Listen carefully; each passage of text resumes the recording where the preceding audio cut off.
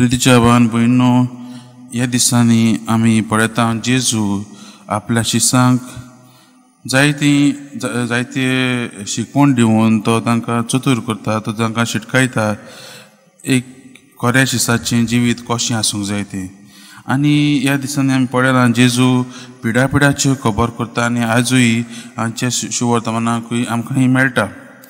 आनी तो सांगूंक सोदता की क्रिस्ताच्या फाटल्या उदारांक पिडापीड आसाच, नीज फाटलाव करतल्यांक कोश्ट चुकोना.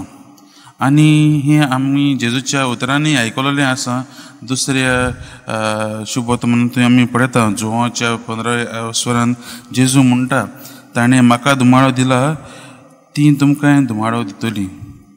भाग्यवान पावलोय तिमोथीक बरयता आसतना म्हणटा, जेजू क्रिस्ता सगळें भक्तीपणीन जिवंक सोदतात ती सगळीं धुमाळो सुचतलींच. आनी ह्या दिसांनी आमी पळयलां जेजू आमकां चतूर रावंक आनी शिटूक रावंक आमकां शिटकायता. पूण आयच्या शुभ वर्तमानांत जेजू आनीक एक 2 उतरां म्हणटा, ती म्हणल्यार भिवू नाकात. हें म्हणून तो आमकां बोल दिता.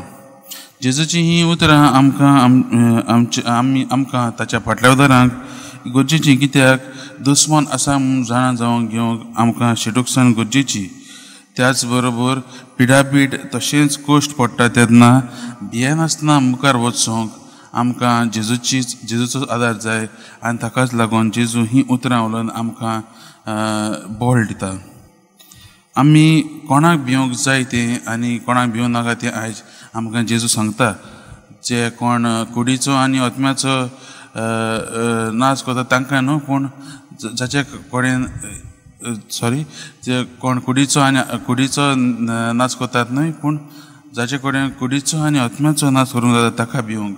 आमी आयकलें म्हणटकीर आमकां दिसता की देव आमचो देव एक भिरांत कशी आमच्या जिवितांत येता. पूण आमकां जेजू सांगता की देवाच्या आज्ञा प्रमाणे चलून ताकाच परगटपाची आमची पवित्र स्नानां घेतलेलीची जबाबदारी म्हूण ह्या वाचनांतल्यान तो आमकां उगडास करता. आनी शेवटाक तो आमकां इनाम मेळटलो तेंय सांगता. तें म्हणल्यार ह्या उतरांनी तो म्हणटा, कोणूय म्हाका मनशा हुजीर वळखून घेतीत जाल्यार तांकां स्वर्गा आसत्या म्हज्या पापा हुजीर हांवूय वळखून घेतलो. तो हो जावन आसा आमचो इनाम.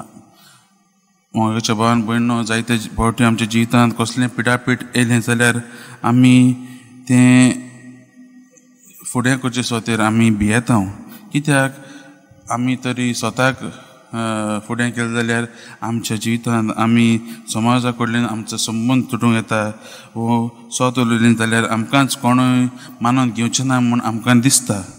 असल्या साबारखाणाक लागून आमी स्वताच्या वाटेन चलपा सुवातेर आमी भिवून वायट मार्गार चलतात. आयज भिरांत नासतना जेजू आपणाचेरूच भरोसो धरून आमकां चलूंक आपयता.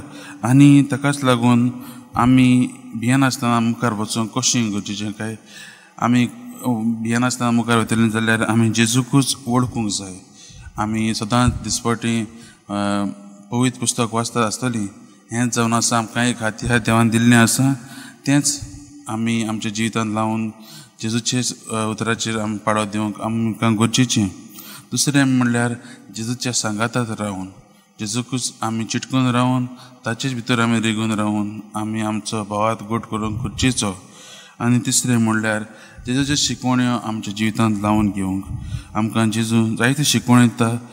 आमकां तें पवित्र पुस्तकांत मेळटा, त्यो आमी आमच्या जिवितांत लावन घेवया आनी आमचें जिवीत देवाच्याच मार्गान चलतलें जिवीत जशें जावंक आमी वावरुया.